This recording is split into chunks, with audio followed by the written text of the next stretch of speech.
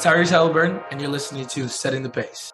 What's up, Pacer Nation? Welcome back to another episode here of your go-to Pacers podcast, Setting the Pace. Joining me is the man that hasn't missed a shot at a carnival game, and is Michael J. Facci. Facci, how's it going? You always count on me to win a prize. I'm always leaving with a couple overpriced stuffed animals. So, but hey, the kids love it. But anyway, look, life is good.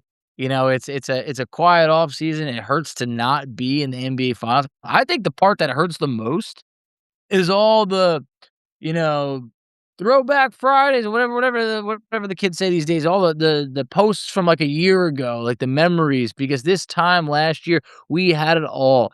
You posted, like, I think as we're recording this, May 31st, a year ago, I think this is when the Pacers won the Eastern Conference Finals and we're going to the NBA Finals. I had tears in my eyes. I remember I booked my ticket as soon as tickets went on sale. Like, that's how exciting and like head over heels I was to say, wow, we're going to the NBA Finals. I'm gonna be there. Like, the Pacers, they got a shot, whatever it is. We're in the big dance.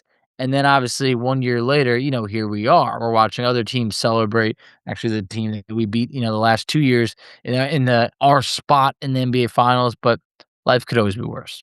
Absolutely, Facci. And it's good to reminisce and remember those great moments, but it's also very sad. It just breaks my heart, to be honest with you, when I see this, because I'm like, I had the greatest moment of my life probably during this finals run, just being able to be a part of it, being blessed to be a media member of it, and be able to sit in there and ask these players questions after they've won an Eastern Conference championship. And I'm getting texts from, kids I used to coach in basketball like, hey, coach, we just heard you on ESPN ask a question to Tyrese. I'm like, that's just crazy to me. Like, how did I get this lucky to get in this spot, right? Because I always say, like, it's just like any finals run. It comes with some luck. Where I'm at today, it comes with a lot of luck. And, we put in the work, don't get me wrong. But I will say it's a lot of luck, too. You got to be lucky to just kind of get yourself into the right position. So I don't know how I got here. But anyway, let's get to this. Let's get to today's show. And the main topic, we're ranking the roster from top to bottom, 14 players, in terms of how we see them fitting into the future. And I think we can kind of go quickly through the bottom part of it, Foch, and then kind of dive into the meaty stuff here when it gets interesting. Yeah, so I'm going to start with, 14th on the list, because obviously we're not including Kobe Brown, who's a free agent. Micah Potter. Look, I just think at this point, look, he seems just like the man at the bottom, lowest spot on the totem pole. Has some, offensive upside. Great for signed him off the couch, and it was able to, contribute what he did in a really, really tough year. But a non-guaranteed contract is a non-guaranteed contract, and he's coming into this season as, the third string center, which means that you are replaceable. His potential replacement could be brought into training camp, and we'll learn a lot more about that. But for right now, I just don't envision him with this team, say, 2 seasons from now. I would agree. I do not see the long-term fit here with a Micah Potter. Potter's number 14 on my list pretty easily. And then at number 13, I don't know if we're in agreement here, but this is where I have Cam Jones. This is where I indeed have Cam Jones, so let it rip. Very similar to Potter, partial guarantee on the contract, not fully non-guaranteed. Older rookie, drafted 38th overall, but he was 24 when he was drafted. So it's kind of like, he's got to really prove it this year, or if he doesn't, he's going to be gone. He ain't going to be on the roster in 2 years, and it's not very often you see second-round picks really stick unless you, like, have an Andrew Nembhard, Johnny Furphy type of career. And personally, like, with Furphy, like, that guy was projected to be, like, a lottery pick heading into the draft process, and then he just kept falling and falling. So I think that's a weird situation that I think people just misunderstood and misread him as a player, because I was looking at some of these players picked over him, and I'm like, over Furphy? Okay. A little bit surprised to see him there on draft day at 34, but I think when you kind of break past like the 35th pick in the second round draft, that's when things really get interesting, and that's where it's like just such a crapshoot. But yeah, Cam Jones for me, like I like him, but only really is strong with his left hand, isn't a good 3-point shooter, not a great defender. I don't know. He's got to prove a lot in this next season and really stick around, and we'll see if that happens, but I don't think it will. I don't see it yet. I don't think he will. I could see if the Pacers were to make a deal, he could be someone that could be, and not to say just like a throw-in, but like could have upside for for a team to say, hey, you know what, we'll take a flyer on him, or an early second round pick who's just in year 2 or anything of that sort. So yeah, we're definitely in agreement there.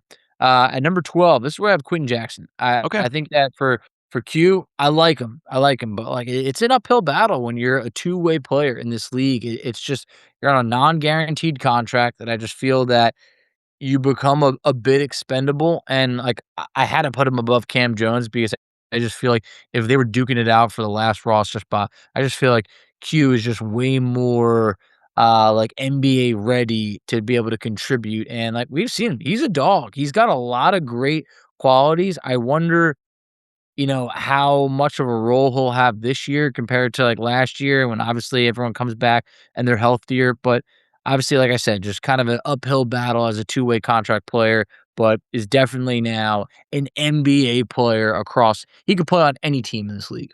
Okay, so we're gonna be different here at number 12, and I just felt like I couldn't put him any higher as the president of the J Huff Hater Club, and that's where I put J Oh, Huff at number wow. 12. Um, Okay. with me, like, I am not sold on the center depth at I know you're all. not, but I'm woo, very man. harsh on this group, and I believe in Q. I think Q could impact a playoff game potentially more than J Huff could, because I've seen him do it at a higher level than Huff. I've not really seen Huff ever develop or produce at a high level. I mean, anything that he did last year, like he had that great first like 3 quarters against the Celtics, and then He didn't hit a did. shot. That is what came to mind. Yes. And if you can only point to one time for that, it's not enough because the fact that we're talking about 1 out of 82 games that he played is Yeah. not enough. Well, he did dominate the Pelicans too, and it did make Sure. me There were other look. moments, but But but there a lot of people dominate the Pelicans. So absolutely. honestly, like I just don't see it with Huff, and I think his shot mechanics are awful. He has no arc on his 3-point shot, and I think if he gets a bigger volume, like it's not going to start dropping automatically, like just because he's got a bad shot. And I mean, I've talked to people around the team, not saying people that work for the team specifically, but people around the team, and I'm like, what's going on with his shot? They're like, yeah, I don't know. And then defensively, like he can be bullied pretty often. So Yeah. he's a thinner guy that's a decent shot. I mean, he's a good shot blocker. He's not a decent. He's a good shot blocker, but He is. that's kind of who he is in a nutshell. And I think they could do a lot better. And it was basically a coin flip for me between him and Q. But I just think when you look at Q, like his contract is so cheap. They need depth at the guard spot. There's no reason to get rid of him. He's a great team vibe guy.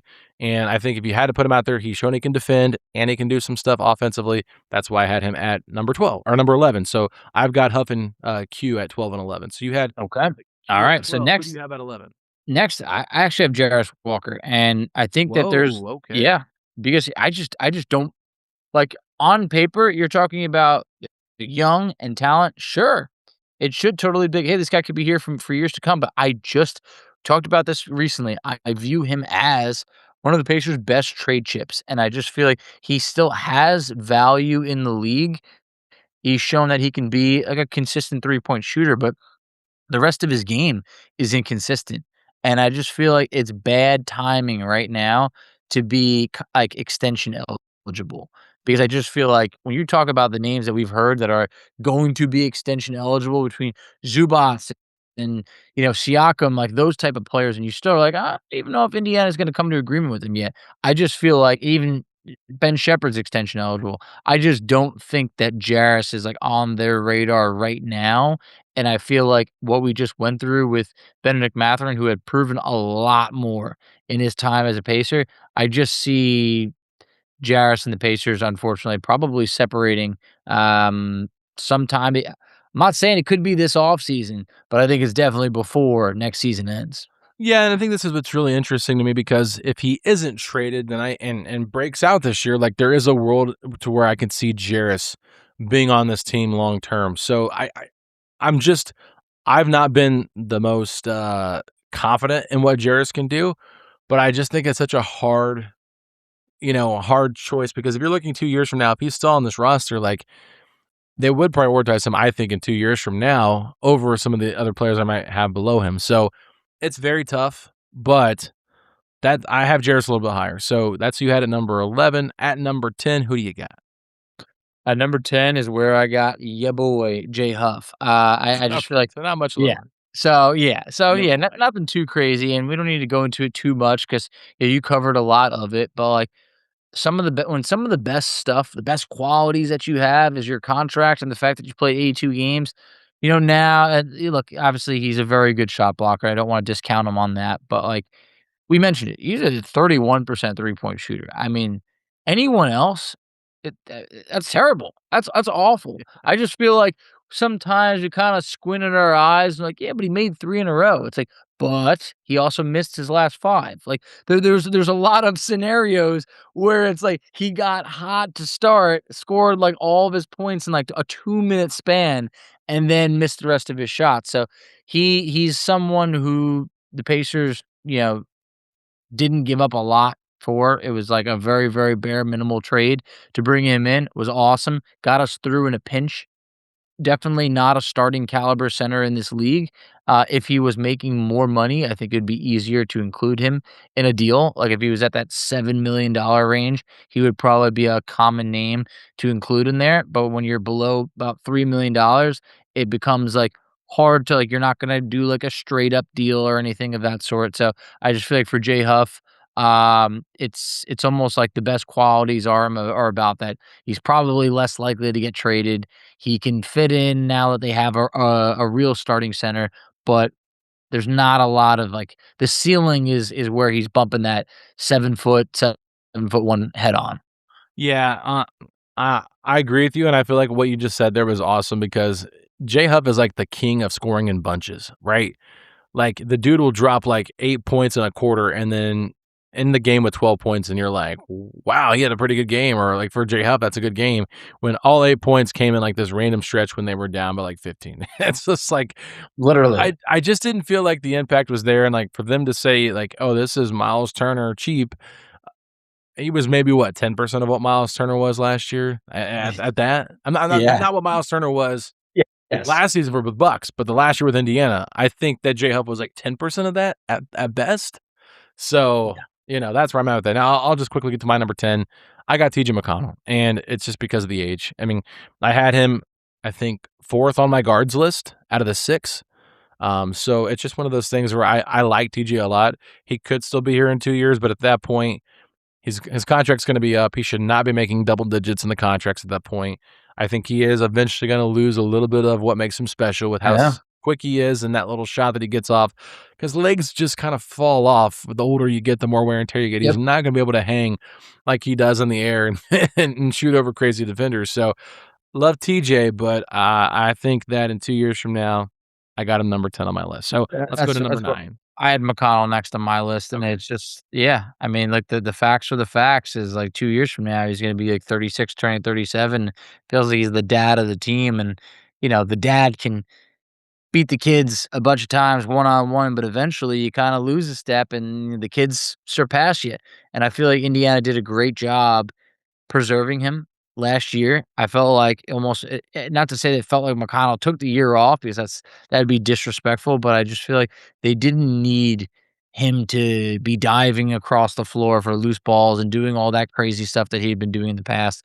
But the facts are the facts. He's playing about 16, 17 minutes a night. That could probably even come down a little bit next year. And then you enter 2 years from now, it's just like, as much as they love McConnell, it becomes incredibly hard to justify paying $10 million or more on that next contract when, it's like more of like thanking you for what you've done rather than what you're going to do. Yeah, I completely agree. So I'm going to move on to my number 9 here, and that's where I have Ben Shepherd. And I think that Shep's a good player. There's, just watching, you're talking about rewatching those highlights from Game 6 of the NBA Eastern Conference Finals, and there's Ben Shepherd out there on the court with Thomas Bryant. It's just like, how do we win these games and go up by double digits with these players on the court? And it's just Ben Shepherd makes winning plays, and he doesn't make mistakes. I mean, as crazy as that sounds, like he does sometimes make bad fouls or get out of position, but like every player does. I was going to say the bench same guy. thing. So it's like if you're nitpicking that and saying, oh, well, he hasn't really grown much, he's already hit that ceiling. Sure, I agree with you. He has hit his ceiling. I don't think you're going to see much more growth from Ben Shepherd, but I think as like a 9th guy on the roster, that's not a bad place to be at, is a role player that can hit down the open three, moves without the ball well, is a very smart team defender and offensive player. Like, I don't love Ben Shepherd. Like I said last time on this podcast with you, we were talking about Shep. I was like, they can do better at that spot. They don't have to settle for him, but if they did settle for him because he is a cheap contract that they can bring back, it's not the end of the world, and it does make some sense. It's not that new. If there was a scenario where you're talking like 4 years, $20 million, like that's just a steal in the NBA. It really is. And the one thing that I'm encouraged about is what I mentioned a couple episodes ago is the fact this guy shot like 42% from three from January on. Is like if Shep is just even like a 38% 3-point shooter, he's going to get open looks, and every team needs knockdown 3-point shooters. And I just feel like last year was a brutal year from three. Obviously, just not having Haliburton out there will lead to that. But like you need those guys that we've had previously of like a Doug McDermott or a Buddy Hield. And I'm not saying that he's on that level because he's definitely not. Those guys were like marksmen from threes, but I think that Shepherd can get better from 3-point range. He's already a good defender. He's someone that you can trust. You can set it and forget it, put him in there. He's not going to mess anything up like this. I just feel like for Ben Shepherd to come back on a cheap deal feels to me a lot more likely than re-signing Jarris, because I just don't think that Jarris is going to look for like a 4 for 20 type of deal. I think it's, hey, I was a top 10 pick in this league. I want to play. I want to reach my full potential, or I want to, I'm worth more than that. Where Ben Shepherd, I just feel like seems a little bit, I don't know, lower maintenance, easy to kind of bring back on a cheap deal. Yeah, he's definitely low maintenance, very good team guy. I'm not saying he's a glue guy, but he's just a very good team-spirited guy. So you ask, or you seem surprised when I had Jarris a little bit higher. So that's where I have Jarris at 8. And yeah, tell me why. What do you got? Yes. So I understand the whole trade thing. Like, trust me, I put him in almost every trade just because he's the salary that fits, right? And that's why I had him ranked as the 5th, of the forwards. But I felt like all the forwards are really good pieces, right? I just couldn't justify like a world where I'm thinking, if they don't make any trades and they run it back with this roster and just bring somebody in on like the mid-level exception, in 2 years from now, are we sure Jarris can't develop a little bit more? Like, I think his ceiling is still not even close to being reached yet. Oh, and yeah. That's kind of why, like, he's 22, I think. And sometimes I feel like I'm a little bit harsh with my, judgment on players based on how I evaluate. You ever feel that about Huff? Huh? Well, I'm harsh on Huff, but Huff's almost 28. No, so, I mean, yes, 29. yeah, no, they're very different scenarios, very different. I mean, this is the 8th overall pick 3 years ago. And so I'm just saying he's a young kid. He's learning. He did develop last year, even if it wasn't a bad season, even if I don't believe that he's going to take that next step. If I'm the front office, I have to have more faith in him because I'm the one that picked him and I'm the one that evaluated him, and I know more behind the scenes than some idiot doing a podcast talking about the Pacers like Alex Golden. So all I'm saying is Jarris Walker, who knows what's next? But I had Dustin Dopirak on this podcast a couple of weeks ago, maybe even a month ago, and he was like, I don't think the Pacers would be afraid to extend Jarris Walker. And I thought, like, I don't agree with Dustin right now, but I don't think he said that for nothing. I know Dustin is very, dialed in. I mean, he's always confirming things when stuff gets leaked out, so he knows people. So I'm just saying, he threw that out there on this podcast. It's stuck with me since then. I'm kind of debating it, but I think it's 50-50 for whether Jarris is on this team to, by the trade deadline. But I would lean more towards he's traded because I think they will want to get more of a scoring punch off the bench. But if they don't trade him, if they don't make a trade, and the person they bring in and like a signing or whatever, like really pans out, whoever it is, then they don't need to trade him. And they can kind of go from there and figure it out. The NBA Finals is set, and it is a rematch of the 1999 NBA Finals. We've got the New York Knicks at the San Antonio Spurs, Game 1 taking place on Wednesday. But look, there is no better way to cash in on this high-flying hoops action than PrizePicks, a preferred partner of the NBA. Every bucket, every dime, and every win, it means more when you're playing on PrizePicks. So don't pass up your next shot with PrizePicks and get $50 instantly in lineups when you play your first $5. Prize Picks, they want us to tell you about this new feature. On Prize Picks, you can play Pick Live Squares during the NBA playoffs, and you could win a trip for two to the NBA Finals. To enter, you just make a $5 lineup and at least one live NBA player pick during any part of the 26 NBA playoffs. Live player picks are picks made after a game is already in progress. On Prize Picks, how you play, that's up to you. If you want flexibility, choose a flex play where you can get paid even if one of your picks misses. And if you want the biggest payouts, go for the power play. No matter your play, Prize Picks is a great way for you to put your takes to the test. Download the Prize Picks app today and use code PACE to get $50 in lineups after you play your first $5 lineup. That's code PACE to get $50 in lineups after you play your first $5 lineup. Prize Picks, a preferred partner of the NBA.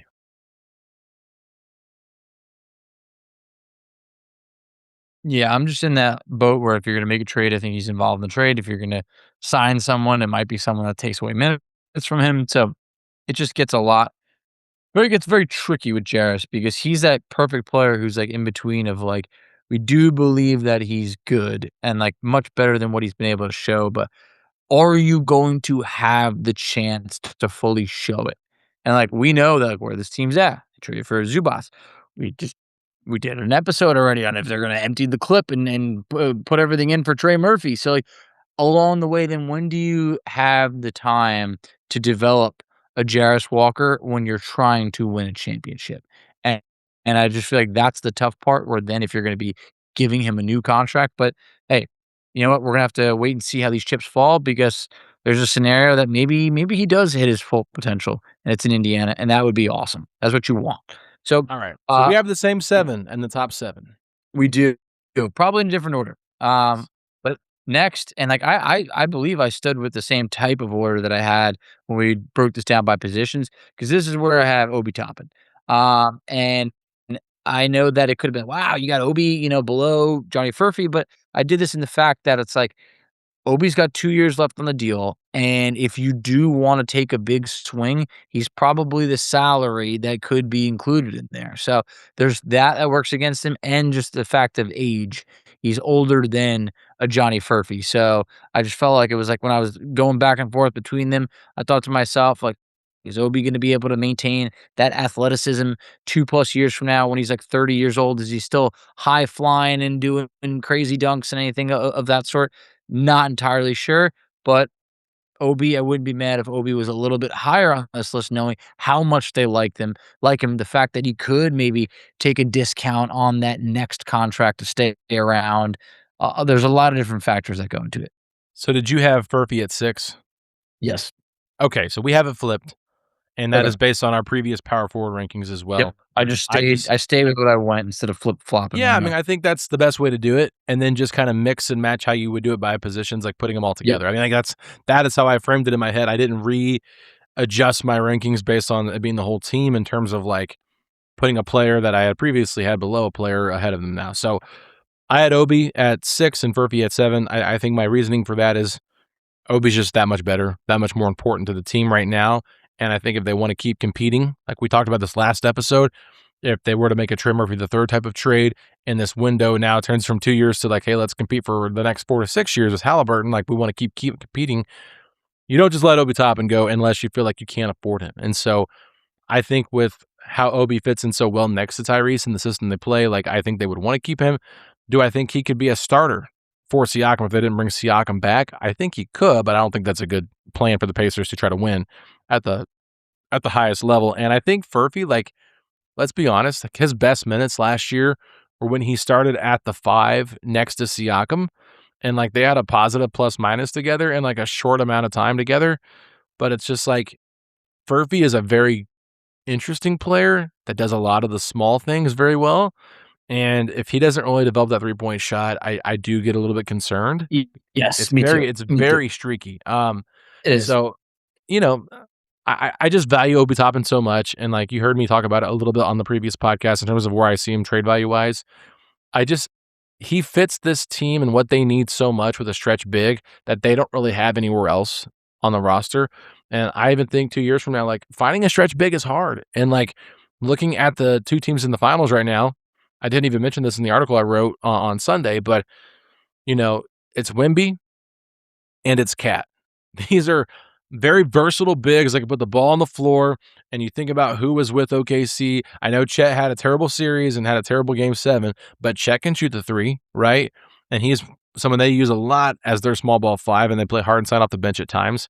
And then if you look at what the Cavaliers do, at times they play Evan Mobley at the 5 specifically by himself, and he can stretch the floor. I just think having versatile bigs that can score at all 3 levels, it's very valuable to a team, and that's why I value Obi Toppin so much, with especially not having anybody else on the roster to do what he can do.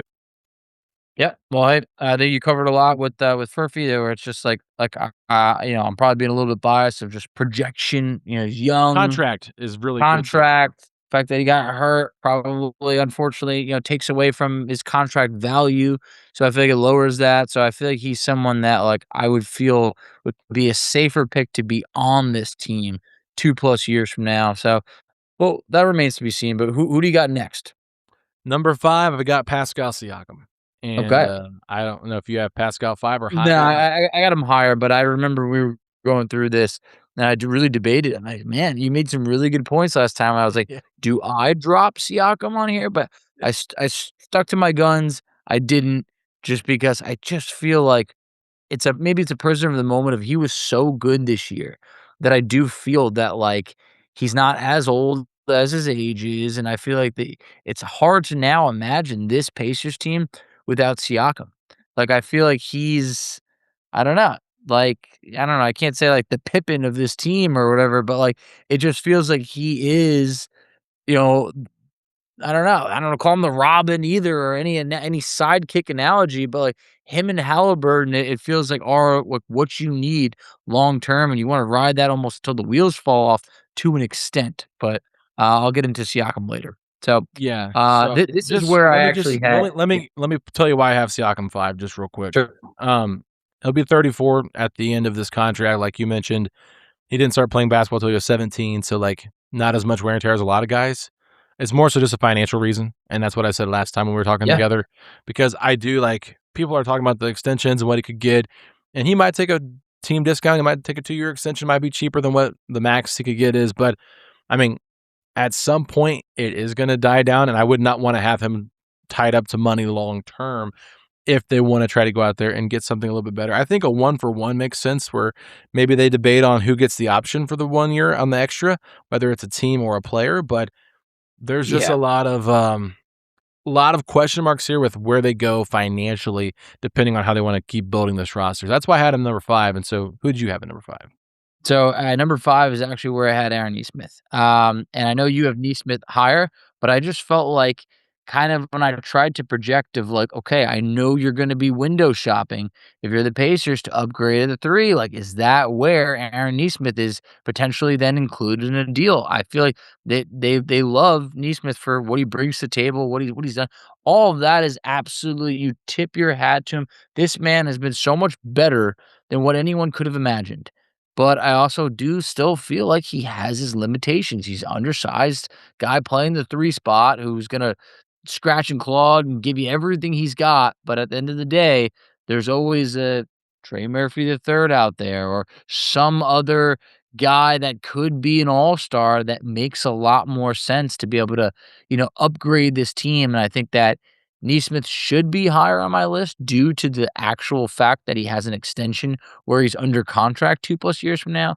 But I also just feel that when push comes to shove, it's Obi or Nesmith are probably going to be one of those tough decisions at some point that need to be included in a deal. And that's why I've struggled to put those guys higher. Yeah, I mean, and I understand. I totally get what you're saying here with Nesmith, because it is someone that we feel like could be replaceable and has been that way for the last couple of years, I feel like. So he does rely a lot on others creating for him, and I think that's where Pascal can do his own thing. And Pascal's clearly the second best player on this team, but at times he is the best player on this team. And you mentioned that it's not Batman and Robin. Yeah, it's like 2 superstars that take turns. So that's kind of it's kind of hard to say that and put him at 5, but at the same time, it's how often do you see guys at 34 to 38 keep that same level of great play? And some can do it, and some of the greats can do it. And I'm not saying Pascal can't, but it's going to be tough. I have Neesmith higher. At number 4 for me, this is where I have Ivica Zubac. And who'd you have it for? Zoo? Zubac. Yep. Okay, so we're in locks up here with Zoo. I think he'll be 30 or 30. I think he'll be 31 by the end of this end of this 2-year window, which I still think you can get another 3+ years out of him until you probably see quite a bit of a dip. But if he does kind of have like a Brook Lopez type of career, Foch, where he starts to develop an outside 3-point shot, possible. There's a world where he could play until he's like 36. I mean, the Clippers were starting him at like what, 38 last year, 37. I mean, that's a player that I think if he can hit the 3-point shot and still just be a little bit more mobile, maybe lose a little bit of weight and get into better pacer shape, I think that would make a big difference. I think he could. I feel like that's got to be like the next step for him. So for Zoo, I just felt like, sure, he's under contract for 2 more seasons, but I just feel like if you're the Pacers, you don't make this trade just to say, hey, well, let's do it for 2 years. I feel like you even look to extend in some sort of way. Could it be a 2-year extension? Could it be a 1-year extension? Something of the sort. But I feel like for Zubac, I think we're going to like what we see on the court with this group. And I think it's going to quickly be like, yep, this is the center that we've been looking for. These guys don't grow on trees. The contract's great. Even if you're going to give him a newer type of deal, even if it's in that like $25 million range, that's still fantastic and lower than what Turner got. So he's definitely underpaid. And I think that, I wouldn't be surprised if he's with the Pacers for, I don't know, 3 to 4 seasons instead of just 2 seasons in the 5 games that he just played. Right. So and it's such a small sample size. So it's too, it really is. So next on my list at number 3, that's where I had Siakam. And this is where I have Neesmith. So we're just switched. Exactly. So we're just switched there. I just feel like for Siakam, yes, there's a lot that works against him being here because I did the math. I mean, look, if they were saying a 3-year, $207 million extension is what he's eligible for, and that's like $69 million per year, him technically taking a discount would be like $60 million a year, $55 million. That is a lot of money to be making at that age, especially just for the Pacers in general. I just feel like that's just a huge contract extension to be able to give out to a player that you feel probably wouldn't be as great as he was previously, and we talked about it. I do think that Siakam's game is going to translate very well. Love his mid-range jumper. I just feel like he's a very smart player. Still needs to get better at free throws or more consistent, but I just feel like I have him at 3 for plenty of obvious reasons because the 2 guys ahead of him just feel like they're younger, here for the long stay, and they're only getting better. Yeah, and the reason I had Neesmith 3 was a lot of the stuff you mentioned earlier with the contract. It's huge. He's the only one I think still on the books with Furphy and Haliburton after the 2-year window's up. Yep. Or maybe it's Cam Jones if his contract. I think they have a bunch of options. So all I'm getting at is like they've already extended him twice now, and he's taken pretty good, not discounts. I mean, $18 million a year is not a discount, but it is a great deal. It's a great deal for a guy that is a starter. I'll just put it that way, and a guy that wants to be here. So like I just think the Pacers value him more than other teams will because of what he's done for them. So that's why I think we are in lockstep at 1 and 2. It was the same thing we did for the guards. Tyrese number 1, Andrew number 2. And I don't really think we need to debate why we had them the way that they are, but I think for just the reason why I think we might have had Nembhard both at 2 is because of the age and the importance of how this team operates with needing a lockdown defender that can also play point guard next to Tyrese and how the Pacers view that. So, I was asked to do an article about could the Pacers upgrade over Nembhard, what would that be? And I'm like, don't ask me that question. I ain't doing that article. I don't have a clue because I'm a Nembhard guy. So I'll be like, there is nobody. He is the perfect fit. Now there are definitely people that are a better fit. There's always somebody better, but I think it's a great fit for what the Pacers are doing, and I think that contractually it will be a nice fit for the long term, even if Nembhard wanted to go somewhere else and be a point guard of his own team and make a lot of money. That's just a big thing to do, and I think he likes it here. Yeah, I think he does. I think that like the coaching staff, I mean, I would love to believe that Carlisle has been a big part of his development, and they've given him a huge opportunity. I mean, it would have been so easy for many other teams to just simply say, Mathurin was the higher draft pick. Matherin's going to start. And I feel like Nembhard earned that starting spot, kept that starting spot, and has also now made himself even more valuable. The fact that he was able to step into that point guard role and get better and better as the season went on. So, yeah, I want to see him in Indiana long term. Any other upgrade at the 2 guard spot, I think would have to be a player who's making truly double the money that Nembhard's making right now. I don't think there's players that are in his range, making what he's making, able to contribute on both sides of the ball. I just truly don't. And then obviously number one is a no-brainer. We saw what this team looked like without Tyrese Haliburton, which I had said last time around, I think makes him even more valuable. It's like that's when you see the true importance of a player when you are, in game 7 of the NBA Finals against a team that I think was the most favored team in NBA Finals. Like the Thunder last year against the Pacers were like -400 or something crazy where they gave us no chance. And Tyrese just kept slaying the beast, night in, night out, all throughout the playoffs. He's as clutch as it gets. Like his clutch factor is, I would put it up against anybody in the league. So the day that the Pacers traded for Tyrese Haliburton was the day the entire franchise changed. And man, I cannot wait to see him back out there on the court.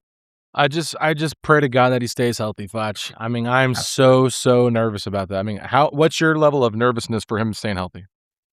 I think I'm just so desperate to see him back out there that I'm just like, oh yeah, he'll be fine, he'll be fine. Just because I saw like what we witnessed last year was like just some of the worst quality basketball that we've seen, and it was like painful to watch.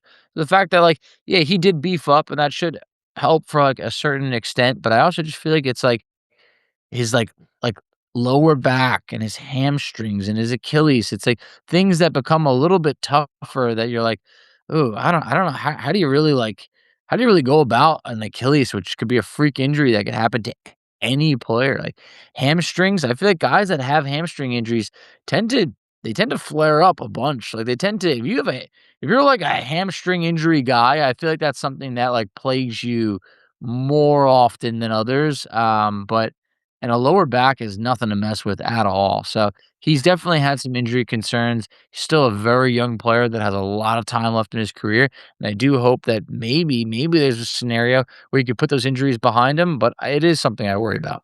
Yeah, it's just something to monitor, and I think that trying to get him more help will only make this team better because that's why we talked about it last episode, going after Trey Murphy III. Like, this is a guy that can create his own shot versus an Aaron Nesmith that can't create his own shot. I mean, Nesmith can do it, but it's not at the same level. And so I just kind of feel like if you can get Haliburton a little bit more help in the scoring department and in the who has the ball in their hand, the usage department, that's going to help with the wear and tear on his body. So that's the rankings that we came up with for the roster based on, viewing it 2 years from now. So Pacer Nation, we would love to hear from you. Please leave us a comment in the YouTube, comment section below of where you think we missed our rankings and what you would have done differently.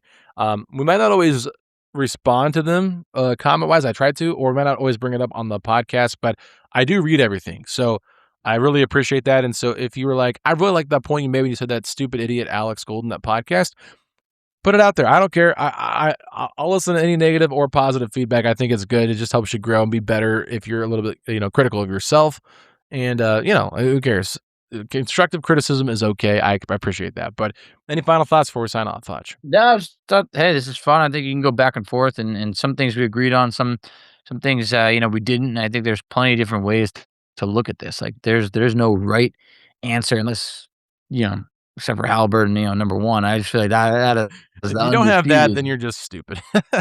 Yeah, exactly. And it's like I haven't met a Pacer Haliburton hater, so I would imagine that's we're all in agreement there. But yeah, no, we always want to hear from you guys. Love hearing the criticism, love hearing the praise or anything of any sort of feedback. I think is valuable because it just means that you're invested, and that's what that's all we could ever ask. So we appreciate you guys. I know as we wrap May up and we go to June. June typically should have been a much more exciting month, but I can promise you this. Alex and I, we're going to bring the excitement. We're going to bring the energy. We'll have plenty to discuss. Don't count the Pacers out for making a move. I just really feel that this is a team that knows They can't stand pat with this roster. So I do think there will be that contingency plan will have to go into effect sooner rather than later. Absolutely, Facci. I'm really excited to kind of just get over the NBA Finals, get to the draft, see what happens, see what the Pacers do with this roster, if they do anything, and see if they are like people that stick to their word, saying, "Oh, we got a contingency plan, and we got 5 of the next 6 picks, and we want to win now." And like, well, okay, let's see it. Let's see it, Pacers. I'm tired of speculating. I just want to see it. So, with that being said, we're going to sign off for today's episode. Hope you guys enjoyed today's show. We will talk to y'all tomorrow. Peace out. And Facci, hit us with those 3 words. Let's go, Pacers.